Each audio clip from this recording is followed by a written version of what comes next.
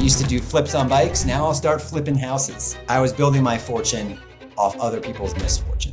So I kind of promised myself, if I ever hit a certain level, I'll come back and figure out a way to solve this problem in a different way. I take him to eviction court. He fakes a seizure in the courtroom. Then he tried to sue me for illegally disposing a dead body, and that there was an antique tea set in there that he won on The Price is Right that was worth $20,000. How you do anything is how you do everything. My friends were flipping burgers. I was flipping houses. They were broke. I was broke because I just kept going all in at an early age. I had nothing to lose. I call myself kind of a recovering capitalist. I was just all in, completely blinded by financial gain. For the first time in my life, I didn't have the fear of money. I was able to make authentic decisions, which is kind of what Welcome to the fifth quarter. Today's guest is Ross Hamilton, a former semi-pro BMX rider who turned a career-ending injury into a real estate empire and then built the world's largest network of real estate investors before selling that company to a Fortune 100 company. But what makes Ross's story powerful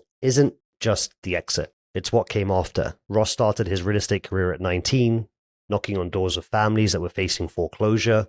He became a millionaire buying their distressed properties, and he went on to build Connected Investors, which he scaled for 15 years and then sold in 2021. Now he's dedicated the next chapter of his life to Saving Homes, which is a nonprofit that provides interest-free grants to families on the brink of foreclosure. When those homes eventually sell, the money returns to save another family. It's a self-sustaining cycle that turns his real estate profits into lasting impact. And this is the journey from hustle to legacy, from taking value to creating it. So Ross, thank you for being here and welcome to the show. Well, I'm really excited to be here, and I always learn so much when we hang out. So this is going to be a lot of fun. I'm here to share.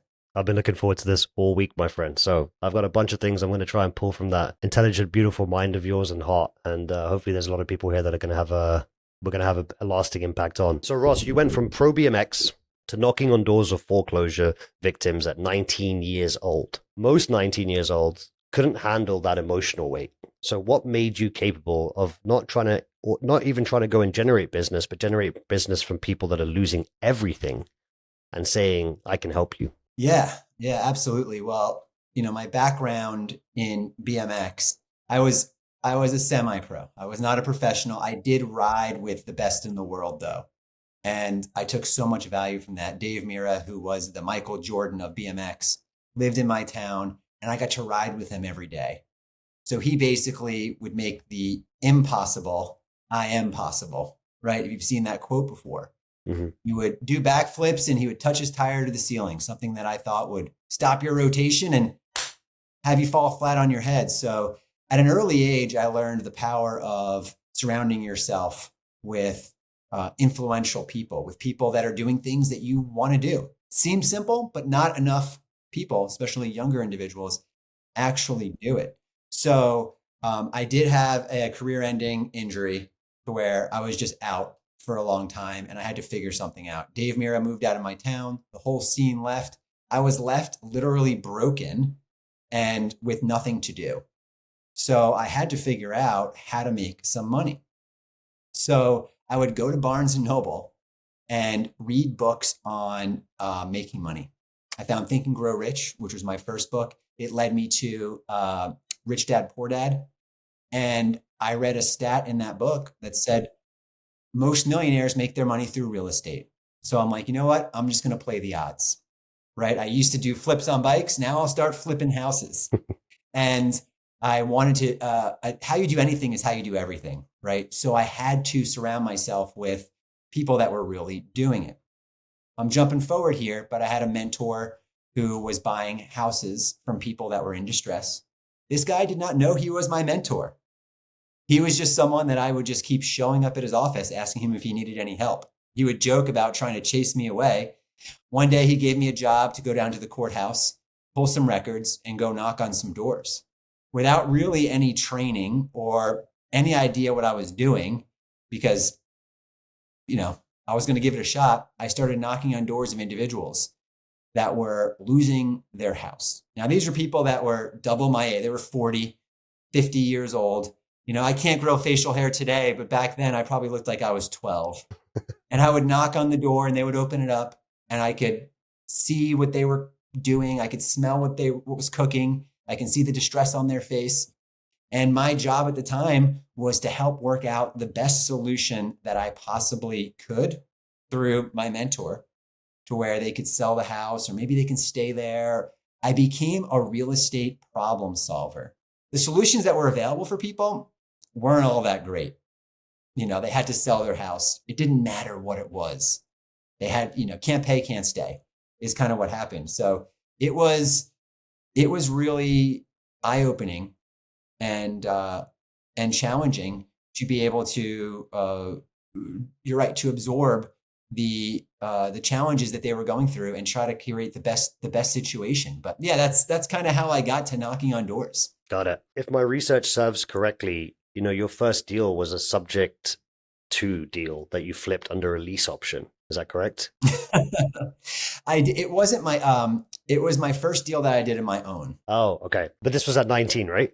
You did Yes. that. Okay. And actually just 2 days ago, I sold the very first investment property I ever purchased.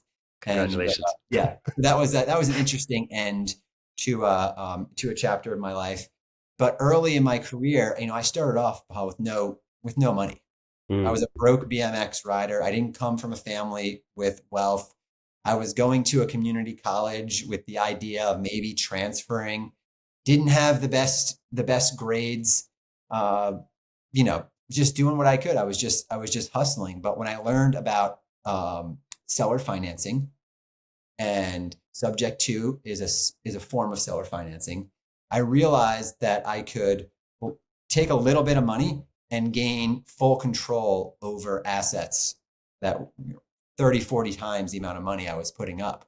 So my unfinancial pea brain at the time didn't realize how much leverage I was giving myself. I was just like, this is the only way I can get into doing deals.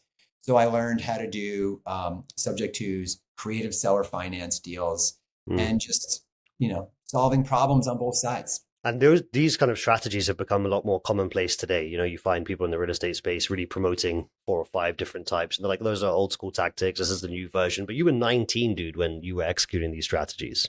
This wasn't something that was commonplace. You come from being a form of an athlete on the BMX journey, right? You don't have any money. How did you even learn about these strategies, let alone go and execute them when you do look 12 years old, knocking on the door of people that are about to lose their home? And it's funny you say that because, gosh, it makes me feel really old, but there was no internet back then. There was no YouTube. There was no podcasts. There were the books at Barnes and Noble that I couldn't afford to buy. So I treated it like a library. And then there was the gentleman who I was working for, kind of, he was a big advocate of buying education. He bought everyone's courses. He had all the tapes, all the CDs, all the books, bought everything from all the infomercials. And I would literally just consume that. And the thing is, information back then was a lot harder to get. So I really valued it, right? Like late at night, just consuming it as much as I possibly could, feeling like I was just getting secrets that no one else had, because really back then, no one else really knew this stuff. You had to go to the events physically. You had to buy the course. You had to listen to them. So there was the barrier to entry was much higher back then. And yes, so I learned it from the old DVD courses.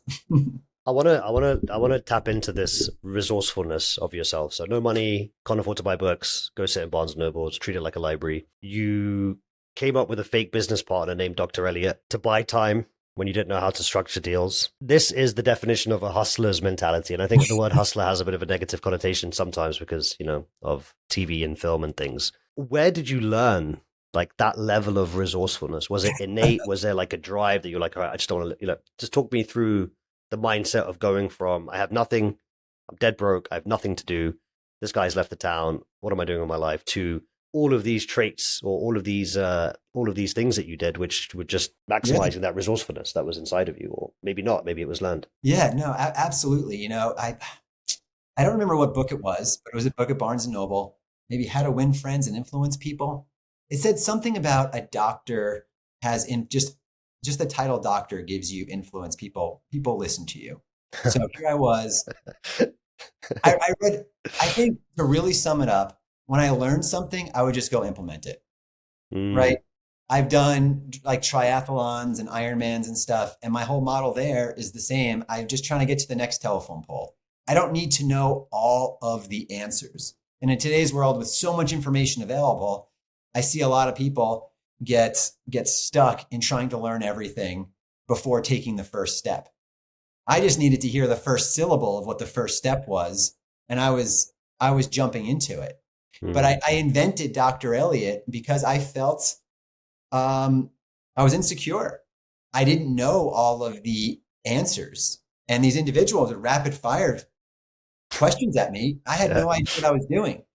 So I'd say, listen, is that important to you? And they'd say, well, yeah. I'd say, great. I'm going to go ahead and talk to my partner. I'll make sure to get that answered.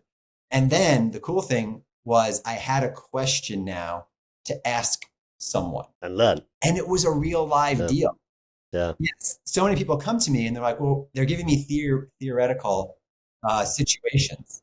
And I don't really, it's fun to kind of play around like that. But if someone's like, I have a deal, this person wants to sell, what should I do? A mentor, someone in the business is going to light up and want to give you that information. So when I was bringing real live deals, because I was in the game to people, they would start to kind of mentor me a little bit. And then we would partner and because I was out there actually doing stuff. So it was just out of necessity, but I didn't need to know all the steps. I just needed to know the next step. And that really reduced the anxiety of getting in the game because you got to be present to win, right? Absolutely. Yeah. It's interesting that you say that. I was interviewing somebody yesterday who is one of the most famous COOs in the world. And he was like, there is this overload of information. Like, why are you going to learn stuff that you don't need to know right now? Like, just go and learn the next thing that you need to know and then just go and implement it. Like, I don't know why you're thinking about your business in 7 years' time when you haven't even got past the goals for this quarter or whatever you set for this year. So it's a reminder that's coming up a few times. And I think it's extremely valuable for those people listening. Learn what you need to know immediately, execute on it, and then just repeat. Absolutely. Yes. And when I would coach people in real estate, they would worry about setting up their office and having a trash can and a printer before they would make calls. I'm like, I get it. You want to have this nice office, but let's make some calls today, right? It's a, Yeah. it's a, it's an intelligent distraction that you buy into, and being prepared is important, but being in the game is more important. Resourcefulness as well as resilience, I think, are two traits that I see in successful entrepreneurs when they're starting out with not very much. So tell us, how many doors did you knock on?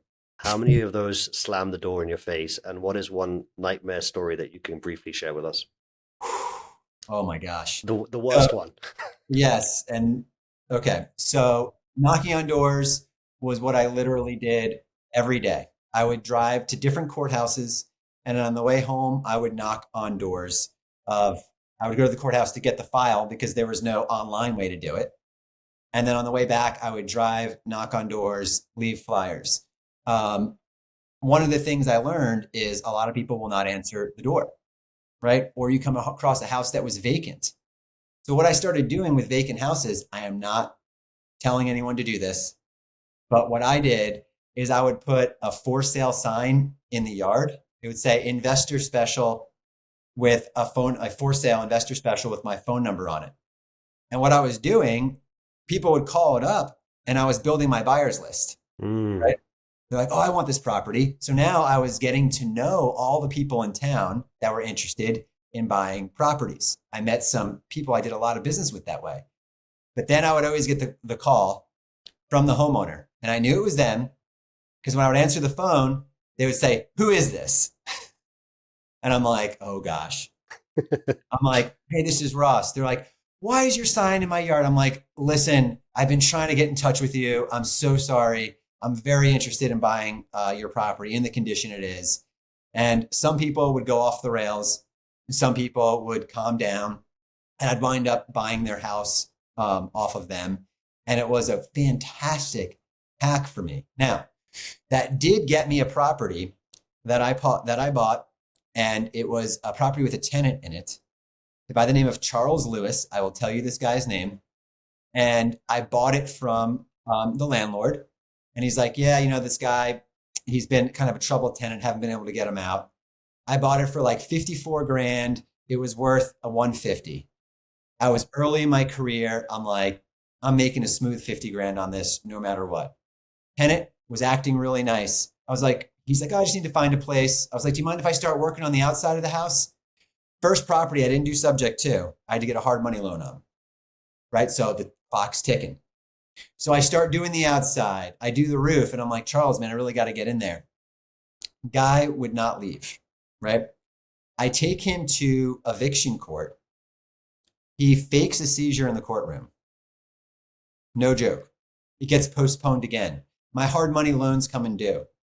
He's pulling every trick I have ever seen. He had some cars in his yard that he allowed me to get removed. Then he tried to sue me for illegally disposing a dead body. He claimed, he said craziest story. He claimed that there was an urn in there and that I illegally disposed of it, and that there was an antique tea set in there that he won on the Price is Right that was worth $20,000. So now he's trying to sue me for all of this stuff. My hard money loans come and due. I can't get inside the house. So I had to sell the house real quickly. I sold it for like 75 grand. I didn't make, that was basically just me making my money back. The lender made money on that deal. I was like, damn, right? And I sold it to this investor who owned a lot of properties. He had an insurance company. He bought it cash. He took the guy to court. The guy burned the house down. Oh my God. And the investor that bought it, he bought it cash with his own money. He didn't get insurance on it. And he owned an insurance company. So he went down to zero, but that's my nightmare tenant story. And the guy's name is Charles Lewis. Man, that guy. I like, listen, man, I tried to pay him to leave. I was like, I'll give you 10 grand if you're out by the end of the week. Like he wrote it all the way to the end into the ashes. So that was quite a learning experience there. Yeah, that's insane. How long was that whole process with this guy? I had my hard money loans for 6 months. So it was like a 5 month. Yeah, I mean, maybe I had it for 4.5, 5 months, but it was the only thing I was doing. It was a big deal at the time. It was early in my career. I put myself out there, and thank God I sold it before it burnt down. Actually, maybe I would have done fine because I did have insurance. But anyway. Yeah. Connected Investors started because you needed a buyer's list. So I can see how you first generated your first buyer's list, which is, again, another example of your resourcefulness, right? I need people, and what do? I just go stick a sign with my number on it saying, come and get it. You weren't trying to build a tech company when you launched Connected Investors. Were you intentional about trying to build a tech company, or were you trying to solve your own problem? That's a great question, because I learned early in my career, the more connected I was, the more money I was able to make. I started doing a lot of marketing. I'd come across deals that were out of my league or I couldn't buy, and I'm always rushing around looking for people. So I thought, if I just built a social network, it was early, it was 2005. I wasn't in a good enough school to get on Facebook. MySpace was just all partying. And I was looking for a social network of real estate investors. So basically, my idea was, here's a social network. On the way in, people are basically putting what they want to buy in, where they invest, kind of creating buy boxes before it was a thing. And I launched it locally, and then it started to expand. I would partner with individuals that were educators. They would offer it out to their people. And it just started to kind of build. I had zero technology background, and that I wound up really suffering for that later on. But I just needed to know the next step. I'm like, let's do this. I know a guy who can start. Let's go. And the thing was, it was feeding my other business. So it's one thing to kind of be all over the place, but what I was doing is, every time I would flip a property, I would use the profits to invest it in the tech company. It was easier for me to make the money than to go raise the money. Yeah. So flip a property, add a feature, flip a property, add a feature. Then I started selling them to people that were in the platform. And I was able to justify in my head the big investments I was making, which were substantial. Tech was a lot harder to develop back then. And, but it was keeping me going. And, at the age I was at, I didn't have kids to take care of, right? My friends were flipping burgers. I was flipping houses. They were broke. I was broke because I just kept going all in Yeah. Yeah. at an early age. I had nothing to lose. So every dollar I made, I reinvested Yeah. in one way or another. So Yeah. No, I love that. And then what was the moment you realized that, okay, because I also have that you had nearly 50 rental properties by the age of 24, which yeah. is insane. And I have a question about what you were doing that other young people weren't doing or investors at the time. But when did you realize that the tech play could be bigger than your real estate business? I was building up a big real estate portfolio through subject twos, creative partnerships. I would say out of those 50, you know, maybe 20 of them were mine. The other I was a part owner in because I would bring the property in, someone else would bring the money. We work out creative deals. And because I was always going all in on real estate, I was broke. And, an AC would go out, there it goes. I'd flip a property, cool, I have a credit card bill to pay. So it was a lot of money shuffling. And I'm like, I just need real estate was my retirement plan. Like, Ross, you're a young man. You'll have these properties paid off by the time you're 40. You'll have a few dozen properties. You'll never have to worry about money again.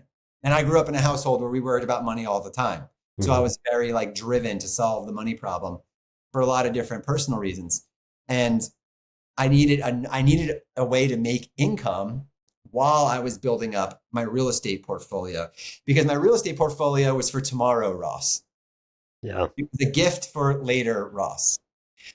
And so once connected investors came up and the first person started paying monthly, I'm like, man, I'm making $97 a month off this person.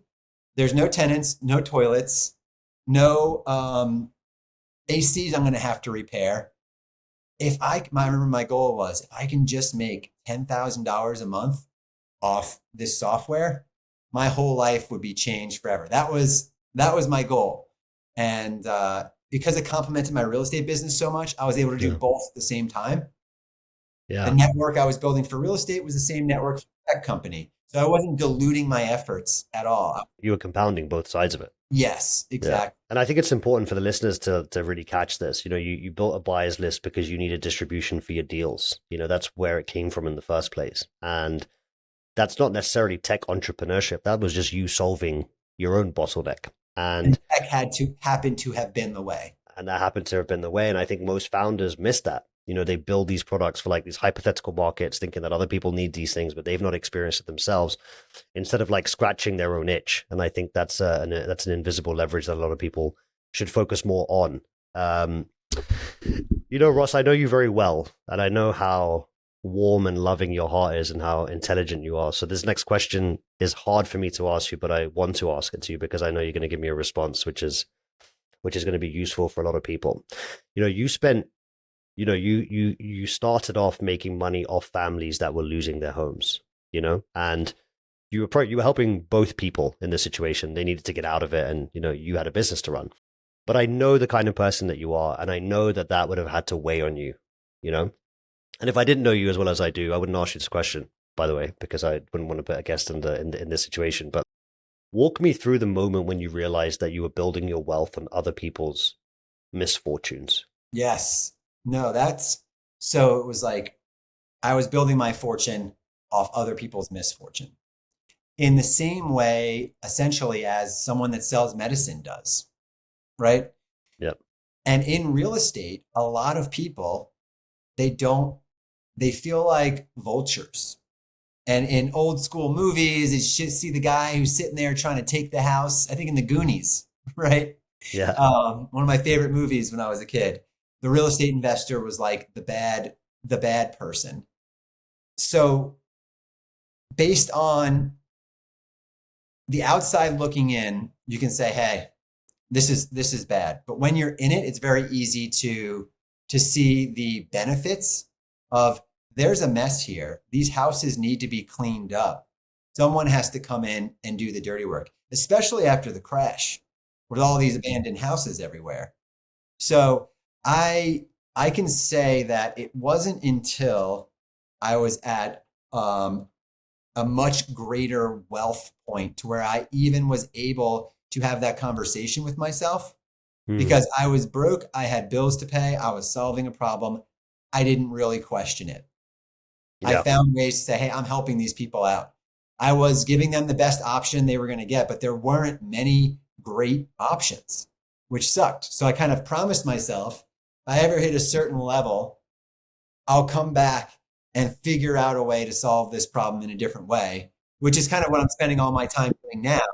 yeah. So it's been a really cool kind of full circle. But had I not been in the business and seen it, I wouldn't be here solving it today. 100%. And my next question to you is, when did you make that promise to yourself that you would create a better solution? I would say probably right after, once I was completely financially free.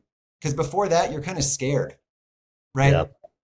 right? Once I hit that number to where I had more coming in, going out, my wealth was going up every day, whether I showed up to work or not. I just felt so fortunate. And I looked at that great fortune as a responsibility, and that I was granted the luck that I have had. A hard worker, yes, but I could have mistimed things by just a few months, and my whole life Mm. would have been different because because I had a bigger purpose. How long was the time between you making the promise and then you actually launching Saving Homes? How many years passed? Oh, like a decade. Nice. Okay. Yeah, exactly. With my company, I was working half days, so that's 12 hours. Yeah. Right. When I was running, what you do with the other half of your day is up to you. But it Yeah. was first thing I thought about when I woke up, last thing I thought about when I went to sleep. You know, it cost so much to run that company. A few missed months, you know, is eating millions of dollars away.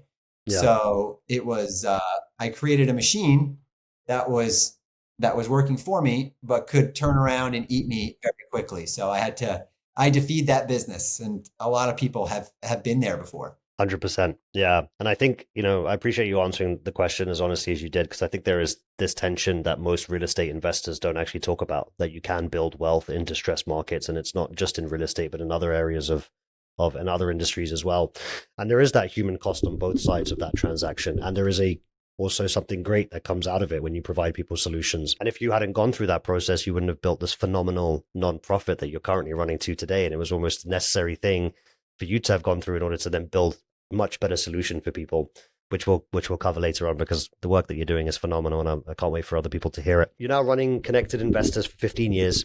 It's processing $3 billion in monthly lending requests a Yeah. month. Insane, by the way. Congratulations on that. And then you decide to sell. So walk me through that decision. What made when you sold the right time? I believe it was 2021. Yeah. No, you know, Connected Investors essentially was a social network of real estate investors with a marketplace of investment properties. And we also had data kind of tied in to where it's like it was like an Airbnb style user interface to see every single type of motivated seller you've ever heard of. And this was revolutionary when I did it. So essentially what it's pointing to, what makes a motivated seller? Usually financial distress of some point. Cash So in, my maybe cash software out. was showing people how to find people that needed to sell quickly, It's the right? hottest leads. You were just showing people the hottest leads available. Exactly. And when the Yeah. market was uh when people were waiting in line to overbid for properties, and I had a solution to find properties that were not on the MLS, people were Mm. coming in and they were buying our software, and they were sticking with our software. And then also through one of my mentors, he was the CEO of Lending Tree. Um, he helped me create a funding platform that helped those real estate investors get funding. Because he's like, all right, Ross, you have 2 million people using your platform. They all need funding. You have all these investment properties. How are you matching them up with funding? And we came up with a way to where you can tap a few buttons and have private non-bank lenders compete to fund real estate investments. Had never been done before. That problem was solved in the primary residence through Lending Tree. So just like I rode with Dave Mirra, now I am buddies with the person who created that solution. We were both doing an Ironman triathlon and became friends over that struggle. And anyway, so he helped me craft that. So now my platform had all of the pieces. It had the deals, It had the funding, it had multiple marketplaces. Marketplaces are very difficult to create because you have to have both sides of the equation there at the same time. Yeah. I just so happened to have all of the borrowers there. So when I created this quilt work of non-bank lenders, we just had an instant marketplace and completely changed how real estate investors got funding. So the reason I wanted to sell is because I had almost sold once before, but we outgrew the offer. And then I kind of saw the writing on the wall with the market to where things were about to shift. I wasn't sure what was happening. We had had year after year of growth. So you want to sell a company when you're doing this, because if you're explaining, you're losing. You don't want to be like, oh, well, it was COVID. We dropped a little. Like you're explaining, you're losing the leverage in your negotiation. So year after year, we were growing, growing, growing, growing. I was out of ideas. I was tired of writing the same emails. The jump that I was going to have to make there was going to be a big one. I was at that point to where we were going to have to make big investments in stuff I did not want to deal with. I didn't like accounting software, mid-level management, like all of this big infrastructure stuff that you have to have once you start, hitting 20, 30, 40 million in revenue. But I just despised even doing that or even knowing it was happening. So it was the perfect time to sell. Two people knocked on my door at the same time, asked me if I wanted to sell. I had been through the process before, and we sold within 6 months of the first phone call, which was very, very quickly. And I got enough money to do whatever I want for the rest of my life and take care of everyone I love and collect mountains, which I kind of do now. So it was the perfect time to sell. And I was also ready for that part of my identity to be done. Cause I was kind of being typecasted. This is Ross Hamilton, CEO of Connected Investors. I was getting tired of that. I knew there was more for me. So, Yeah. we were doing well. I was running out of ideas. Someone wanted to buy. I cashed out. Yeah, well, it sounds like perfect timing. You're on an upward trajectory. That's when you're most attractive. You're starting to do things that you don't like to do. And you're like, I'm not enjoying this anymore. You don't want to be boxed in. So congratulations on the exit. It's incredible what you were able to achieve there. What was there something that you look back on at your time in Connected Investors that really helped shape the trajectory of the company? Is there a few things that you can share with us? Big What time. decisions that were made? Yeah. Yeah, no, absolutely. Because we started building the company. Like I said, I was not a tech entrepreneur. I had no CTO. We were just going. Sometimes just doing the next step is good. Sometimes just doing the next step, you do it wrong, and you need to figure it out. It's good to get in the game, but once you're in the game, you need your team. So I had to rebuild my entire platform. Almost lost my company over it. So I had to rebuild a website while I was maintaining one that was dying, and it cost me almost everything. And we had to create a new business model so that having my mentor, being able to leverage his connections, his insights in his business, adding the funding side to it allowed us to buy traffic at scale. We were able to spend $1 million a month in ads profitably day zero. So we'd spend $1, get $1 back on the funding side.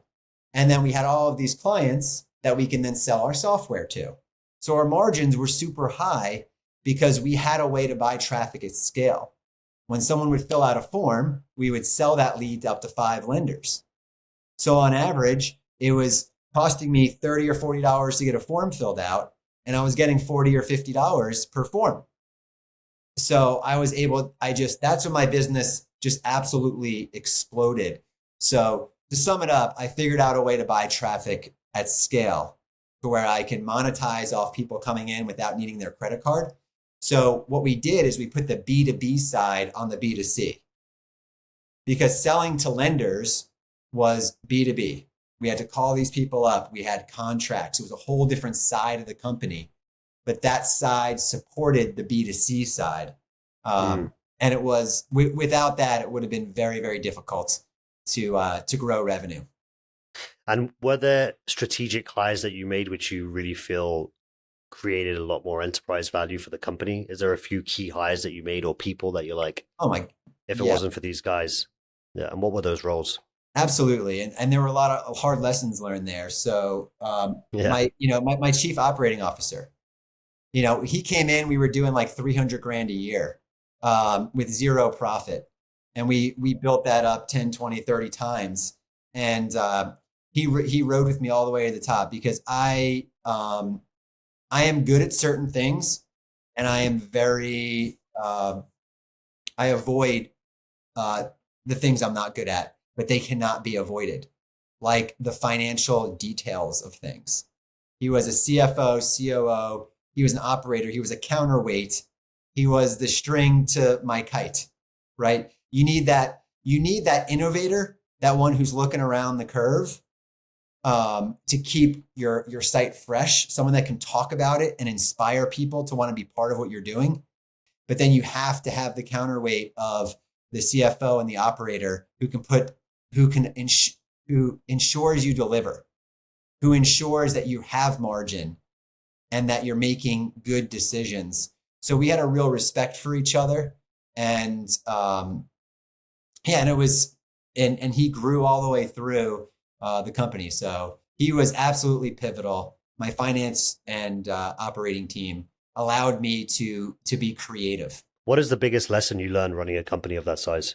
The biggest lesson I learned from running a company I learned that culture, company culture is not a buzzword. I didn't realize how great of a culture we had until we sold and I had to integrate with another company. The people that are my whole job at Connected Investors, I considered myself as the CEO, right? For the people that work there, I felt like I was a hostess helping them figure out how to advance themselves, Hmm. right? I wanted to be a leader of leaders. I wanted everyone at the company to make as much money as possible, even if it wasn't within my company. There were great people where I'm like, listen, you got to go start your own thing. I can't pay you $1 million a year for this job and you are worth it. Like, and I would help advance them. So the culture was really strong. Like we would work until 10 o'clock at night together. It was Silicon Yeah. Valley-ish, right? Everyone really cared about the mission. Everyone was excited to do something that had never been done before. And a big lesson here is I never forgot the spouse because while these purse people are trying to keep up with my insane semi-psychotic work ethic, I knew that they were leaving their families at home, right? They were working late. They were trying to keep things on. So I did all I could to help to include their partners, to thank their part. Even when I would see them, I would thank them so much for allowing their partner to spend so much time with us. But you know, tying the success of the company to the success of the individual is really important because they knew as we were growing, their salaries were going up, up, up, Hmm. up. So it was working. Now, once I didn't even realize how great we had it. But once we sold and integrated with a different company, I got to understand, I got to see the two cultures clash. I had never in my life worked for a real company, number one, but been around people that were working at a company just not to get fired, right? They were there just not to get fired, right? I Yeah. got to hit my little quota. When I'm done, laptop's off. Yeah. I'll get to it later. I care. Do you think I care? Okay, that's how much I care. Like it was just enough to be Yeah. there. So it was a culture clash, and they had a really hard time um, absorbing entrepreneurs into their corporate world. Corporate bureaucratic world. Yes. At what point was culture important in terms of employee count or in terms of revenue? And I'm sure with you, like you're naturally very gifted in many things, and I'm sure it just kind of happened. But was there a certain point where you were like, okay, culture's not a buzzword; it's a real thing, and I'm going to be conscious about this. Once I couldn't have my whole staff sitting in a meeting, Yeah, I started to really care about culture. Because at first, when it's you and one other person, everyone in the company is in all the meetings. You get about 7 people, then our conference table, 26 people sitting around a table, and they have people they're reporting to. So that's when the culture became really important because I needed them to lead their teams properly. And and that was a different vibe that we were getting good at, but we started to sell right then. most founders regret staying on post exit, and you said that you're glad you stayed to ensure the transition. And I got a feeling it's to do with some of the people and also the kind of company that you created. But why did you feel that way? Why were you happy you stayed on? Um, Staying on gave me so much perspective into the real world. I mean, I started off riding BMX, was flipping properties, started a company. I couldn't really understand what it was like for people that worked for certain types of organizations. So I valued the lessons. I also valued being able to sit down with the top people at a Fortune 100 company. I made some great connections there. Um, the transition was important. I cared about everyone that was there, and I really believed that with their resources and our resourcefulness, that we could really do big things together.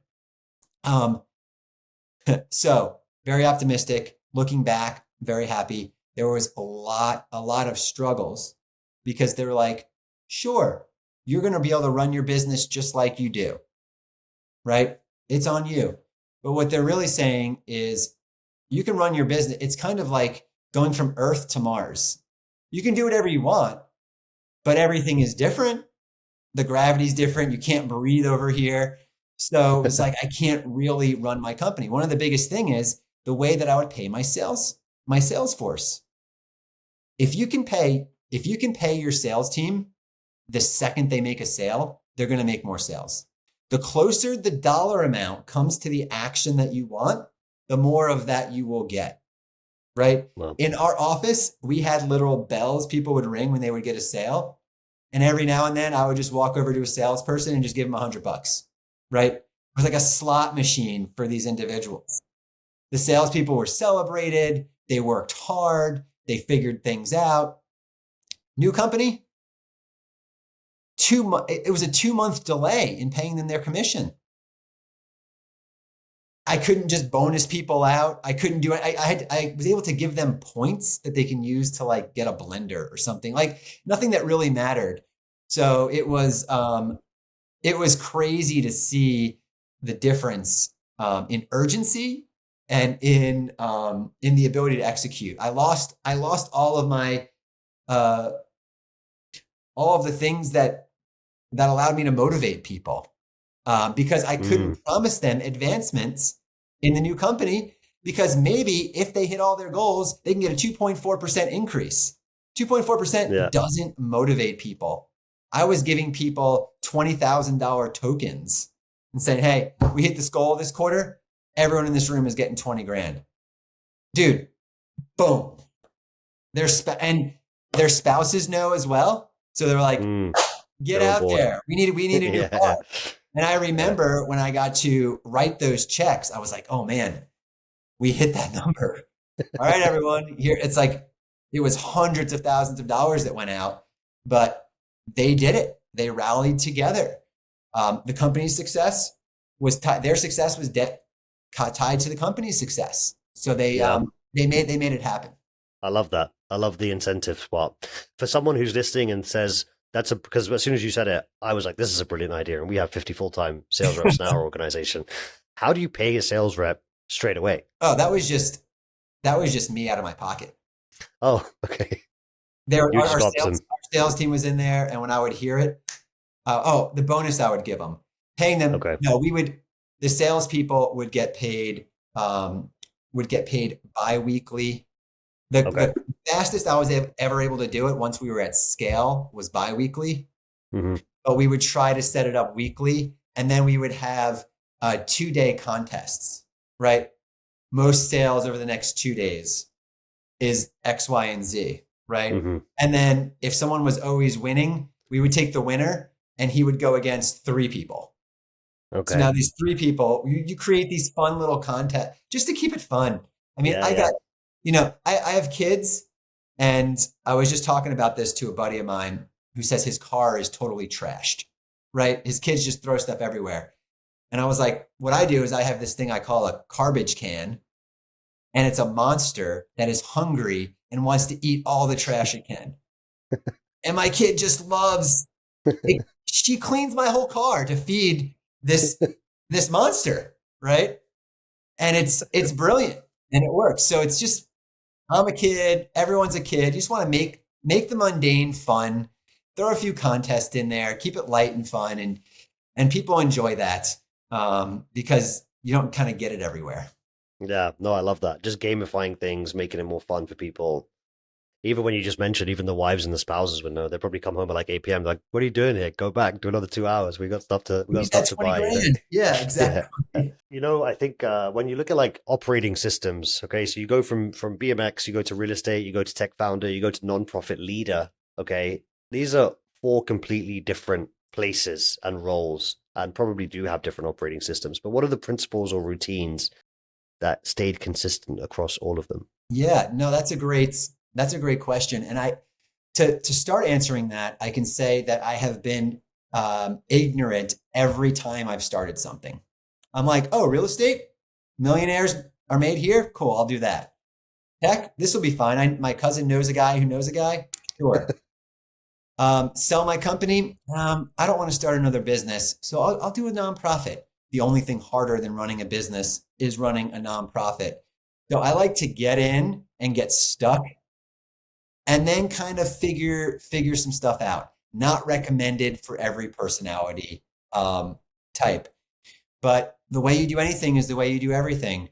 So surrounding myself with people that are running nonprofits that are way way advanced to mine is how I like to start things, and where I'm at now, building that network of people that are doing a lot of good is how I like to start, and building the team and the culture. So just surrounding myself with people that I want to see every day and people that are excited about the mission and kind of rebuilding that culture is the process that I'm in now with saving homes. It's funny because you said you like doing stuff that you have no experience in, and I know you do. I know you do Ironman triathlons. You don't have any swimming or a marathon background, and it seems like you have this repeat behavior of putting yourself in situations where you do have no experience, right? Why? I mean, simply the reason. So the Ironman, I was able to kind of quantify that because I had been riding bikes, road bikes. I rode a little bit. I can swim. I used to surf, but I never really knew how to swim. And running, I could do. I played soccer, but I never really did it. The reason I signed up for the Ironman, which literally changed my life, it's how I met that mentor that helped me build that model out, is because I was on a little bit of a plateau, right? I was kind of stuck. I was stuck in these rhythms and these routines. And I'm like, I just want to do something that will change every day of my life, right? You like orbit around your habits and your routines. And I like just to put little wobbles in the orbit just to kind of switch things up. So I wanted to change every day of my life. And if you sign up to do an Ironman triathlon, you will change every single day of your life if you were going to do it.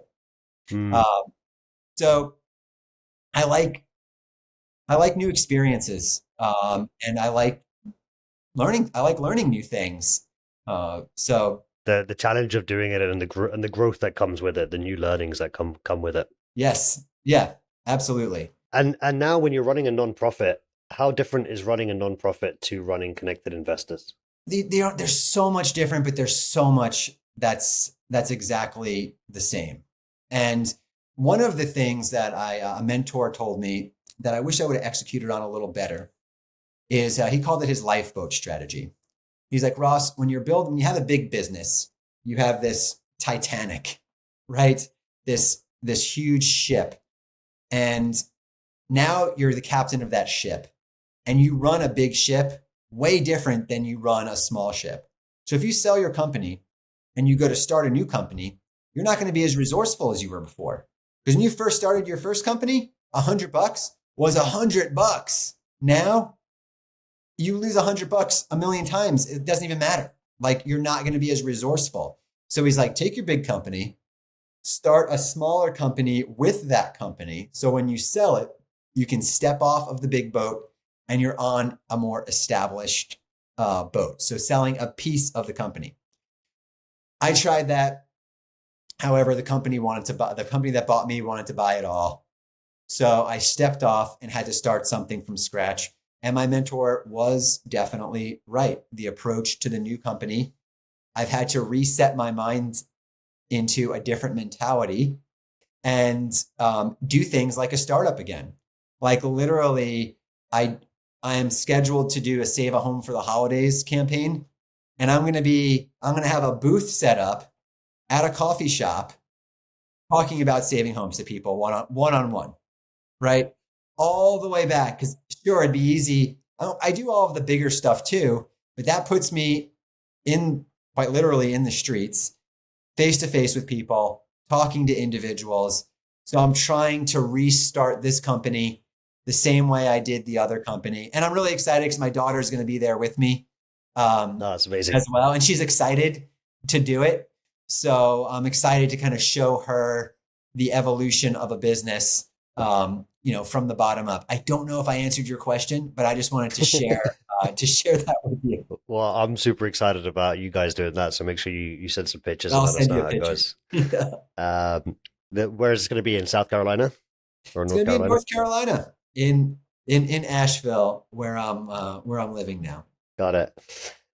What is the metric you look at to know if saving homes is actually working? I would say the metric that essentially currently every house that has went through our underwriting, we have figured out a way to get the house saved. So right now we're saving a home. We're saving a house every month, which is essentially 4 to 5 people's homes. We're going deep with those individuals. We're working on the internal processes, the systems, training people. So as long as I'm keeping 4 or 5 people in their house and out of homeless shelters, out of extended stay hotels and living in their car every month, it's a huge gift to my, outside of them, just to my soul as well, and building that team. So as long as we're saving one home a month, that's the current metric. But right now we've proven the model out. We're starting to scale. We're bringing on strategic partners. So we're going to have more metrics and KPIs shortly. But right now it's very, the whole team is working on each property together, one at a time, not super efficient, but we're learning a lot and we're providing a ton of value to these individuals.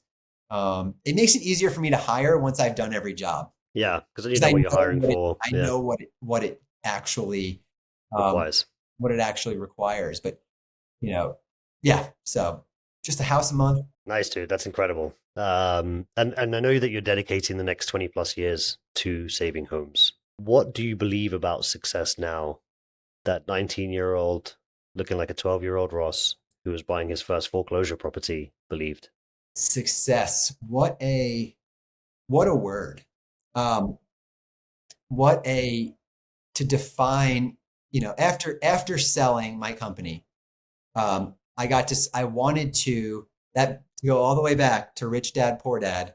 Somewhere in that book, maybe he said it, maybe I just made it up at this point, but he said, after you hit a certain level, take a year off.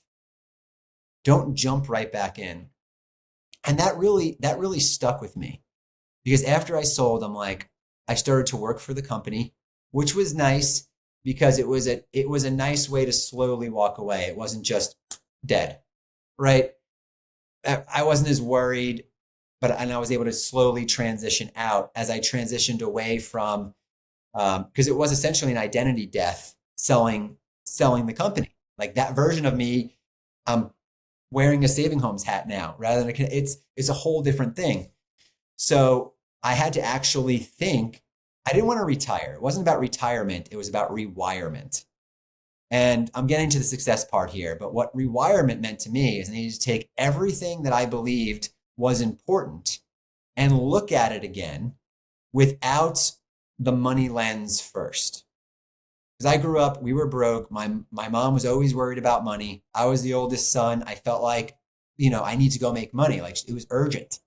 So my lens number one was money. Lens number two was everything else. So to take the money lens off and look at everything and say, does this matter? Why does that matter? I had to kind of redefine what success was to me and what that really meant. And it's taken a long time.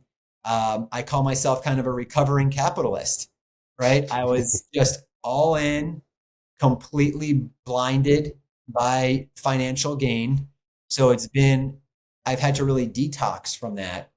And I wanted to have some life experience before doing anything else because I wanted to make sure I was making decisions based off priorities that were authentic, like 100% authentically me. I had a hard time being authentic before because I was looking through the money lens first and I couldn't take it off no matter what.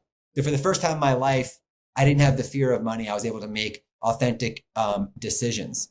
So what would I tell the 19-year-old version of me is I was already successful at 19. I have journals that I go through and man, I would pay anything to go back and be that 19-year-old version of myself because back then I always felt like everything I was doing was a stepping stone somewhere and I didn't really take the time to enjoy how special some of those moments were because I was in such a rush. So success is to me is gratitude, just having gratitude and understanding for exactly where you are. Because today is not a dress rehearsal; it is the show that you created for yourself one way or another. So anyway, real success and real wealth is gratitude is where I'm at now. Amazing. When you save a family's home through the nonprofit, what does that feel like comparing to closing the exit that you closed? It feels like, authentic happiness to me. I have to be doing something I'm passionate about, and it has to be helping people, uh, helping people. Like it has to have both of those things in it. So um, it just feels like authentic joy and happiness. I just feel like I am in the exact right spot.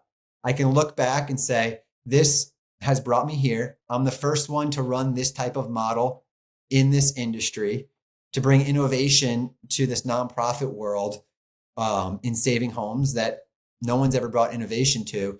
So I feel like I'm right where I'm supposed to be, which energizes you and makes you just wake up. And instead of feeling like you're being pushed, it's like you're being pulled. Kind of like going from a gas car to an electric car. If you've accelerated both of those, they're both fast, but the electric one just kind of pulls from your chest in a different way. That's a great analogy.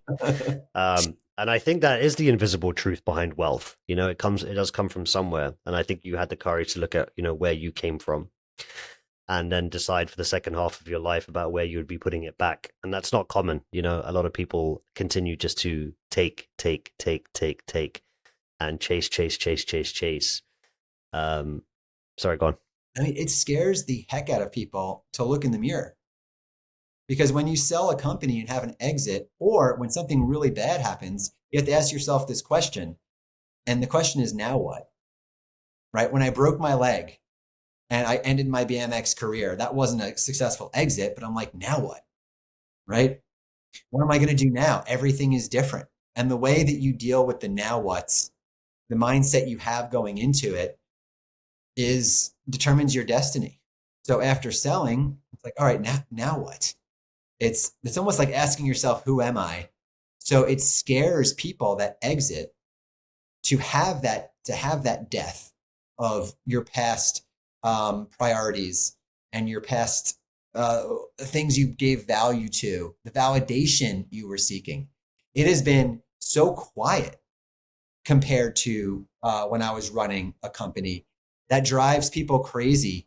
And it drove me crazy too for a while, just figuring it out. But I just really leaned into it, and it's brought authenticity out of me in a really great way. Now I'm not saying everyone has to go through that same path, but I would say give it a little bit of time and face some of those things that the quiet brings to the surface.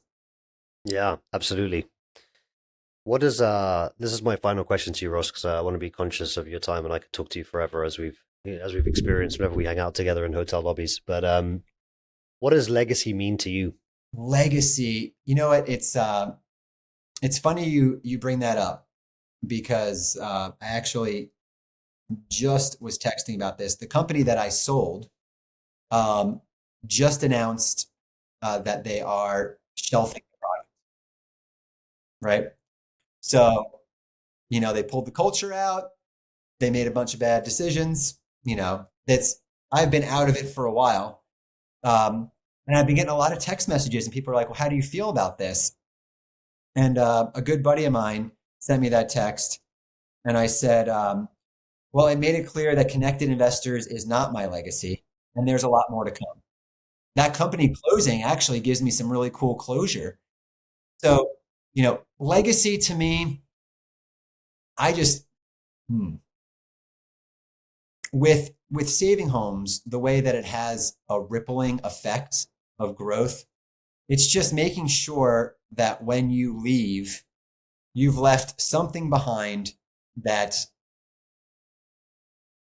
it feels so cheesy, makes the world a better place. It's like you've left it a little bit better than you found it. And, if we all do that, we're living in heaven, right? So it's legacy to me is it doesn't have to be tied to my name either. Just there's a ripple of positivity even after even after I'm gone. Amazing. Ross, I really want to just thank you again for being, on the fifth quarter, your journey, BMX rider, real estate investor, tech founder, nonprofit leader. And at every single point, you've just been innovating, just showing what's possible and what it really means to build wealth with your eyes open and then turn around and give it back with intention. The promise that you made to yourself decades ago is now saving homes, dude. And I'm incredibly proud to call you my friend. And I believe that you are really creating some sort of real legacy.